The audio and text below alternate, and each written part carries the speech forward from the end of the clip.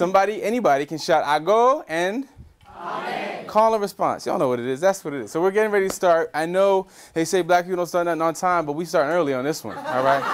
So here's how we're going to do it. So I don't know what the description says. Whatever the description says about what you're about to do, throw it out the window. We're doing something else. We're going to do hip-hop and spoken word, a workshop that is going to give everybody a chance to do some writing and pull your own personal experiences into the writing. And then it will address language arts standards, criteria, I'm sure, in some way. And and it will draw on your own personal experiences. So it's about, being relevant to you because you're going to be in what you write. And we are modifying things a little bit because we want to try to finish this in 45 minutes so we can spend our last 15 minutes with the movement dance workshop group. So we're going to see what they've been doing, and we're going to see if we have any synergies between any of the pieces that folks wrote here and the pieces that they're developing, right? I was an interpretive dancer in my last life. So we're going to have some fun with that and try to merge the two together and see if we can create some multimedia to present right afterwards. So be bold, be courageous, dig deep, and hopefully some of us will be presenting for the whole group in a little bit, okay? So just to start off, again, my name is Breon Bain, and I work in hip-hop and spoken word and theater. It's poetry and theater all mixed together. Very much the verse of our time, if there is such a thing on a global scale. And I'll be joined today by Ramona Webb, the incomparable Ramona Webb. Ramona runs the San Francisco Poetry Slam.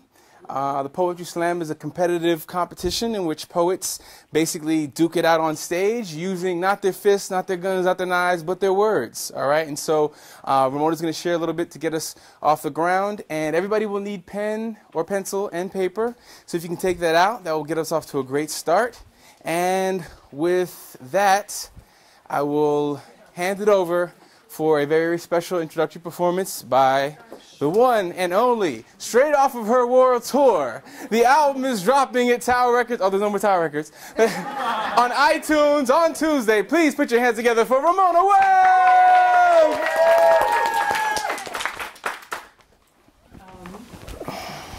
So this poem is entitled Mommy's Lessons. And I'm from the deep south, like in Louisiana. So most of my performance work is in that vein and from that perspective. I'm the artistic director for Project ABLE, Art-Based Learning for Equity in Title I neglected school sites in San Francisco Unified Schools.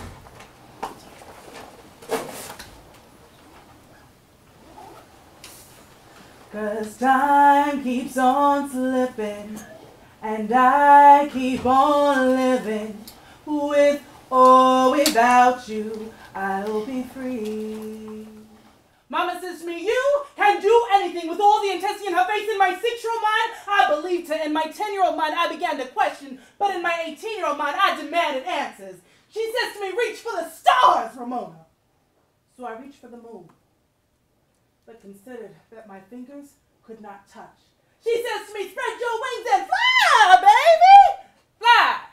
Fly? I ain't got no wings. Fly where? Above similes and metaphors and say what I really feel? Fly above the treetops of change and perch to watch the world go by. Pretend I'm not a poet. See, Mama never lied to me intentionally before, so I began to believe that maybe, just maybe, Mama was living in a dream, a facade. That which only exists in your mind, because apparently she hadn't seen my world in a while. Because the brothers on the box don't sell weed and crack rocks, the favorite pastime, believe. Prostitutes don't sell their bodies to like sex, believe. Women don't have abortion because they hate the babies just that much, believe. People don't commit suicide because love wasn't enough. Have faith, Ramona. Faith. You want me to have faith? Mama, you were doing better with belief. Mama, I don't know if you know this or not, but I live in a country built upon miseducation, governmental guides, and eyes that only see what they want to, and they did not see me. And I'm afraid to say too much. See, I'm an amendment away from being 3/5 of a person and a signature away from voting, being taught to believe in a Constitution that never included me. Mama, have you looked out your window lately? There are people walking around with Bin Laden, Been Living, 2 long logos and T-shirts featuring Bin Laden's face with a target over it. And I honestly believe that this too doesn't add to racism. Because see, first I see his face being targeted, and then I see mine. A justification for racial profiling and outright racism. Freedom, Mama, is out of my touch like the moon. See, I believe my bills will come every month. I believe they will disconnect my shit and kick me out if I don't pay on time. Hell, I used to believe that if I swam in the ocean while on my period, I'd be eaten by a shark. So exactly what type of belief are we talking about here, Mama? in the presence and greatness of God. God. God. Well, Mama, God is the only thing I do believe and put faith in. But Mama, I didn't just go to church to find God. I found God in my heart, in my soul, in all that is or ever will be. Because for me, Mama, God is love. And Mama, love is freedom. Thank you, Mama, for teaching me these things. Thank y'all for listening. That's what's up.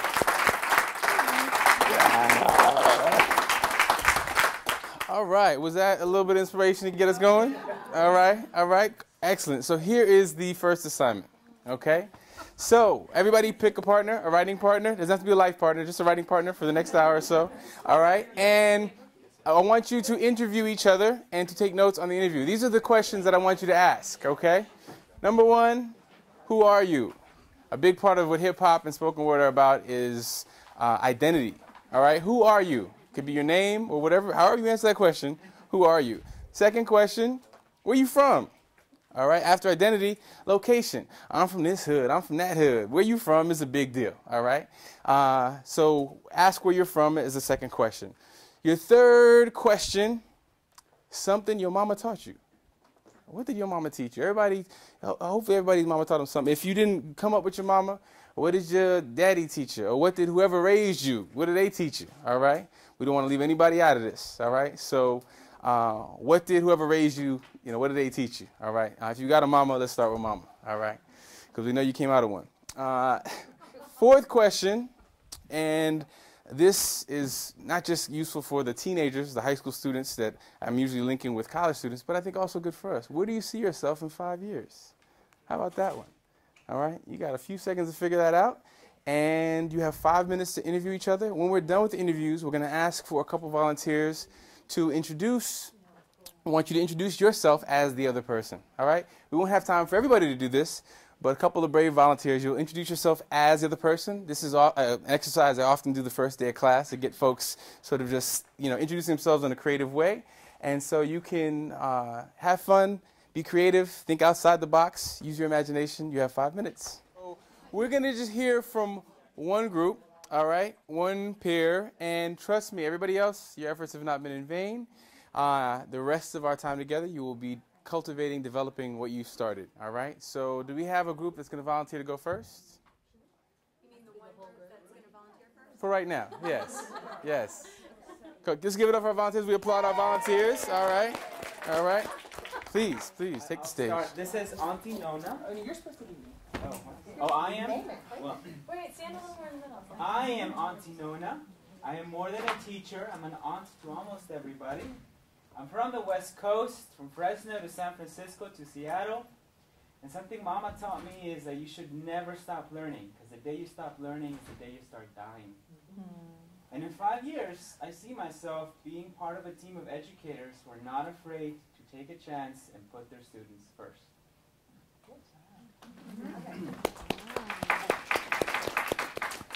I am Jose Guadalupe Conadanas Gonzalez Rosales. Yes.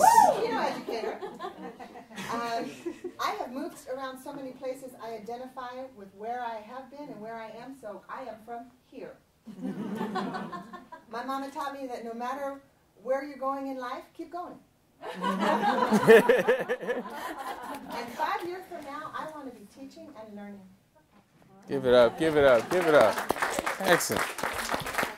Excellent. Mama's lessons. All right. We're continuing with the theme of Mama's lessons. All right. So we're going to take it now to the next step, and you will have 3 minutes for the next piece of this. So now what we're going to do is we're going to take the very first question, and we're going to make couplets. For our English majors in the house, what are couplets? 2 lines that rhyme. Okay. To be as specific as possible, what does it mean to rhyme? What is a rhyme? Where does it sound like? Like Peter Piper picked peppers? Those words sound alike. Okay, I'm trying to get you guys. What's going on? What is it? Rhyme. Let's break it down. Let it be broke. What is it? What is it? What? The repetition of a vowel and consonant sound. Okay, repetition of a vowel and consonant sound. At the end of the word, right? We'll get to the beginning of the words, but it's that echo at the end of the words. Like, somebody give me an example. Cat, hat. All right, I sat. I was on a mat, and I hit somebody in the head with a baseball bat, and I'm allergic to cats, and we could keep going on like this and like that. All right, but then you always say, "Oh, he's such a brat," and I'm more matter of fact than that. So, all right, so yeah, let's have fun with it.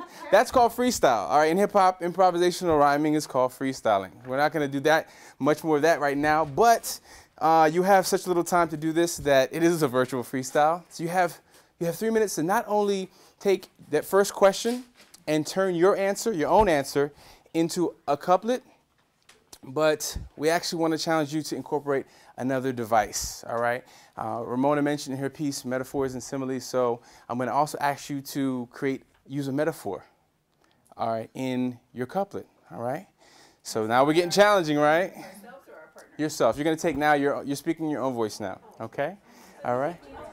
Yes, yes. Take the answer you gave your partner. So it requires teamwork. You got to work together. And before we go on, what is a metaphor? What is a metaphor? What is a metaphor? Comparison of two unlike things. Comparison of Without using words like, as, or than. Excellent. A comparison of two unlike things without using like, as, than. And the Greek metaphora means to transfer, to assign. So you're transferring it to bridge. You transfer the energy of one thing to another thing. You are the sun, right? Yeah. Ay, ay, ay, ay, el amor. Yo soy satélite, tú eres mi sol. You transfer the energy of the sun to the person you're talking about. All right. You are a flower. Whatever it is, you're assigning those characteristics to that person. So for the go-getters, for the A+ teachers in the building, all right? You can do a couplet or a quatrain. What's a quatrain? 4 lines that rhyme. Yes, we got somebody doing the English work in here, all right? All right. So if you want to go above and beyond the call of duty, couplet, 2 couplets together, quatrain, metaphor, take your first question. Throw in some alliteration. We're going to get there. Don't steal my Don't steal my thunder now, all right? All right, you got 3 minutes. Let's do it. All right? You can ask for help if you need it, please. Yeah. I go. Amen. All right. So do we have any volunteers? Just 2 lines. I saw her hand first. All right. Go ahead. Melody is the sting, the bee in the bonnet of Lodi Middle, where she teaches the sonnet and other forms her students need to go on to AP and be sure to succeed. Were you a gangster rapper in the past life? Let's give it up. Let's give it up for our volunteers. Let's give it up. All right. Great job. I love the flow there. I love the flow there. Intricate. We love that. Okay, so did anybody not get at least a couplet down? Everybody pretty much got a couplet down? I see y'all were going for that quatrain. I like that. Reach for the stars, like she said, right? Okay, so the next piece, and we're moving forward. The next piece, what do y'all think it's going to be? I think it's going to be alliteration. It's actually going to be simile. We're going to do simile, and a simile is? Comparison of two unlike things using words like, as, or than. Excellent. All right. Okay. So, yeah, I could have planted, her there, right? So comparison between these 2 things, but we're actually using the words we didn't use last time, all right? Like, as, than, all right? So this time we are, again, going for a couplet, all right? 2 lines that rhyme, including a simile, and we're dealing with the second question, which was? Where are you from? Where you from?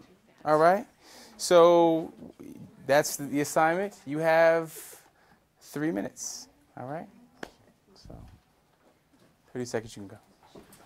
From a narrow-minded canal that oppresses like stuffy weather, yet is a sunset of beauty that takes your breath away. Okay. Michigan. Any responses? Any responses? Go for it. No. So I prefaced it a long time ago by saying I'm not perfect. Okay. It did rhyme. Can we hear it one more time? Say it again and we'll see. Okay. From a narrow-minded canal that oppresses like stuffy weather, yet is a sunset of beauty that takes your breath away. Any reactions, responses, thoughts? Lots of imagery. Conflict. She did tell me she was going to break the rules. Right? So that's okay. Okay. Okay.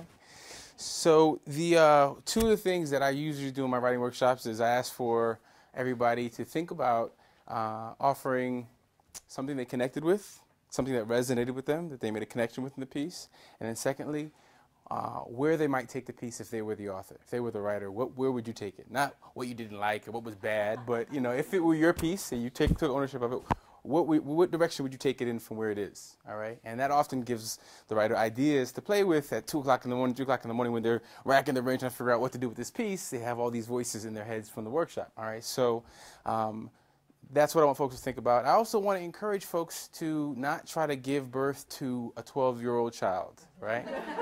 All right, because I think we have to. Peter Elbow, the writing teacher who made brainstorming quite popular, talks about critical brain and creative brain, and he says if you want to actually get over writer's block, shut down your critical mind, your critical brain, and just be creative. Just let it flow, let it pour out of you. All right, and then once you've written it, either right immediately after or next week, the next day, the next hour, you can come back to it and you switch and you shut down your creative, you turn on your critical, and then you go in and you do surgery, all right? And you keep the things that have the most voice, that really speak to you. They jump off the page when you read them a second time, all right? So let's give it up for our volunteer for sharing, all right? Okay. So now you have 2 minutes for the next piece, and we will be doing alliteration. Alliteration is what exactly? Repetition of the initial consonant sound. Excellent. Repetition of the initial consonant sound. Peter Piper picked peppers, but Run rocked rhymes, all right? So the initial consonant sound. So I want you to incorporate alliteration somewhere, anywhere in your couplet or quatrain. And we're dealing with the third question. What was the third question? Something your mama taught you, all right? Or your daddy taught you, or your legal guardian taught you, whichever it may be. And you have 2 minutes to come up with that couplet or quatrain using alliteration. All right? Go. Learning lessons of love gave me life. Mama grew my knowledge of Jesus who bore my strife. Do we have alliteration? What's the consonant sound that's repeated? The L, the l-l-l's in there, right? Okay. Did it rhyme? What were the words that rhymed? Strife and life. Strife and life, okay. And did it answer the third question? Yep. Sure did. All right. We are moving. Give it up one more time. Give it up one more time. Give it up one more time. Okay. Our final question before we move into the next phase and we go and join forces with the movement people. We are going to use personification. What is personification? In our toolbox of poetic devices. Let's hear from somebody we haven't heard from quite as much to democratize the process. Go ahead. Go ahead. Giving human qualities to inanimate objects. Excellent. Excellent. Somebody got an example? The church opened its arms. The church opened its arms. That's from out of Dancing flower. The dancing flower. my garage door tried to eat me. Oh, there you go. Right? Right? My homework ate the dog. Right. Okay. Okay. All right. Excellent examples. So, and then our question, the fourth question was, where do you see yourself in 5 years? So in this final couplet or quatrain for the overachievers, decide what you want to be. We're going to answer that last question. Where do you see yourself in 5 years? You may see yourself in multiple places in 5 years. That's fine. If you can just pick one, you're golden. All right. So in 2 minutes, we want at least 2 lines, at least 2 rhymes, and we want you to include personifications somehow. Use your imagination, think outside the box, and somebody be willing to share with us in 2 minutes. Go for it. In 5 years, the terrible wall crumbles. Its bleeding moans rumble, a destiny released into the void of promise, the ecstasy of peace. Give it up, give it up, give it up. Applaud our volunteers. All right, all right. Yeah, I think you might have to hear it one more time. Can you read it for us one more time? I'll read it backwards. Standing on your head. All right, well done, well done. So any reactions, responses, observations? Are you planning to retire? Good guess. I was afraid someone was going to say, are you planning to kill No, I'm planning to get over myself. Okay. Okay. I like that you put ecstasy and peace together because, you know, ecstasy seems to be like so outward and peace is so inward, but it's the ecstasy of peace. That was a really nice juxtaposition that I need to wrap my brain around. There's an intensity and passion to your words that drew me in. So we're going to take just about 2 minutes for everybody to read now what they wrote, their entire piece, to their original writing partner, okay? It's going to be a little loud in here for a moment, but it's okay. We keep our voices down. We'll be able to hear each other. So 2 minutes, and then I go. I go. You have my permission to continue this throughout dinner. All right? I hope you will. And, you know, I would love to see some of these written out tomorrow when we come back and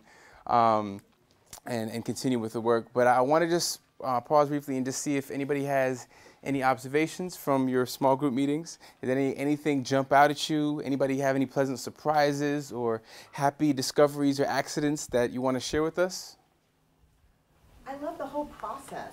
It's not Cool. something that we get the freedom to do, especially as educators, to think and let it flow like this, because usually it's like, okay, well, this is good, but what standard is this addressing? Yeah. So it was really fun, and I was totally blown away by what my partner put together. It rocks, and it was so exciting to hear that, because I was here when he created it. Excellent. You're, and not just here, you were part of the process, right? Yeah. You know, so he heard back from you what he was saying from the first part of the interview. So go ahead. I was going to say, expanding to the whole circle, because as people shared, you know, all it takes is that one word to ignite an image in your head, like, oh, I can, you know, like that he's getting closer to what I was thinking. Right, right, excellent. There was a variety of levels and abilities, and it didn't matter because we could all do it, and we fell for the ones that were great and the ones that were just okay. You know, like in our group, we're going, I didn't finish, but we helped each other through it, and we laughed about it, or something somebody said, and it was, anybody could do it at their level, and it didn't matter. So as a teacher, I look for that, going, how can I engage this top student and this low student and make them all feel like they're really working to their fullest potential? So it's a great answer. Ramona and Byron, you set the pace and the freedom. You know, you spoke about where you're from. You did not, but did. But we're dancing out there, so it was okay. Right. I ran my mouth a lot earlier, so I figured, you know. So, but what I love about this is it just gives everybody a chance to sort of bring what they have to the table, you know. And I think creating those opportunities is something that in my experience, is what opens young folks up, especially, you know. But all of us want to have a story to tell, and if we create a lesson plan that allows our story to be told in the process, at least for me, I'm more engaged, you know. And this hip-hop has its own form. Haikus are 17 syllables, you know, sonnets, renga, villanelles, we all have these different forms. Hip-hop, the form you hear in most songs on the radio, is 16 bars of a verse, 48 bars of a chorus, 16 bars of a second verse, 48 bars of another chorus. Within that form, the content can be anything, all right? Sure, 4 to 8 bars, and bar is a measure of time in music. So 4 to 8 bar chorus, and then 16 bars of a verse. That's the standard. Just about every single song you hear on the radio. Usually it's 2 to 3 verses, and that chorus is, you know, 4 to 8 bars. And the poetic device that is used most consistently throughout is rhyme. But all of these we talked about, alliteration, personification, metaphor, simile, are abundant in hip-hop. It just so happens that the most stuff we hear on the radio is not the most inspiring, encouraging, and positive stuff right now, but that's a sliver of the stuff that's actually created that's not actually pumped through the radio and the video. And there's a whole lot of stuff out there that is worth checking out. Political work, educational work, a great song from just a couple years ago by a rapper named Nas, N-A-S, called I Can. If you put it into YouTube, I bet you'll be able to use it in your class. And there's another one, a rapper named KRS-One from when I was in high school. KRS-One has a song called You Must Learn, and he's a rapper who talks about himself as a teacher. A lot of really great stuff to mine in their work. And there's pretty much anything by Lauryn Hill. Question? Another question? Please. If you were not putting it to music, would you say a bar is like a foot verse? It could be a foot, it could be, or a line. it really is, it's time dependent. Yeah, it would be longer than a line, but it could be a foot, yeah. a musical phrase, but it could be, you know, it could be a stanza, depending on exactly how it's delivered, you know. So Biggie Smalls said, I know you've seen it on the video, true. I know you heard it in the radio, true.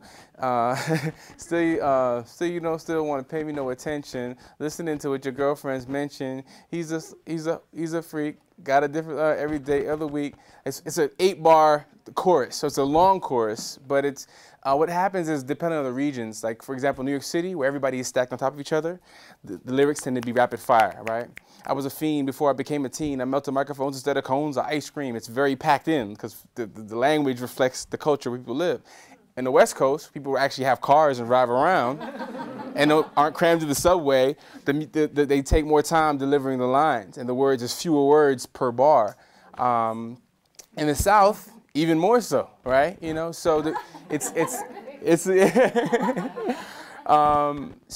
but we don't have much time to go into more detail right now. But I do want to say, is there one person or one team that wants to offer their piece for the movement group? Do we have a group?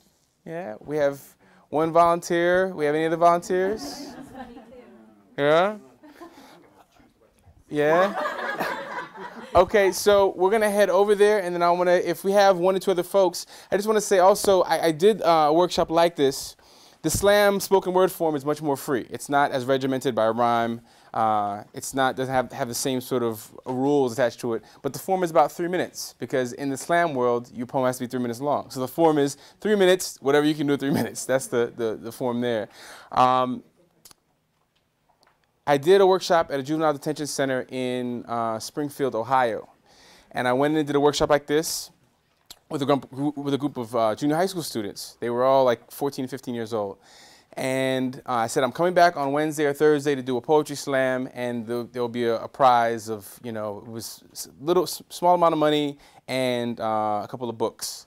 There was a kid named James Kalinowski, 15 years old. I'll never forget this. James Kalinowski was sentenced to 98 days in the Clark County Detention Center. He opted to stay in 99 days so he could be in the poetry slam. And then he won. And he left with the wind at his back, you know?